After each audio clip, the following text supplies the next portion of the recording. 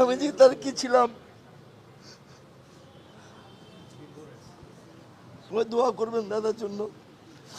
জোহরের নামাজের পরে আমরা দাদার জানাজা পড়ব এবং তারপরে আমরা আজিমপুর কবরস্থানে আমরা তারপর চ্যানেলায়ও আমাদেরকে অনুরোধ করেছে নিয়ে যাওয়ার জন্য, অবশ্যই নিয়ে যাব, সেখানে চলে যাব। তবু একটু বলি যে প্রবীর মিত্র তাকে কিভাবে আমরা দাফন করব আজিমপুরে। দাদা যখন বিয়ে করেন আমাদের ভাবিকে, তখন তিনি ধর্মান্তরিত হয়েছিলেন, তখন তিনি নাম রেখেছিলেন হাসান ইমাম। তো সব কিছুর মধ্যেই সেই হাসান ইমাম নামটা আছে, কিন্তু সেটা তো আর আমাদের বাংলার দর্শকরা জানে না যে উনি ইসলাম ধর্ম গ্রহণ করেছিলেন এবং ইসলাম ধর্মেই উনি দীক্ষিত হয়েছিলেন।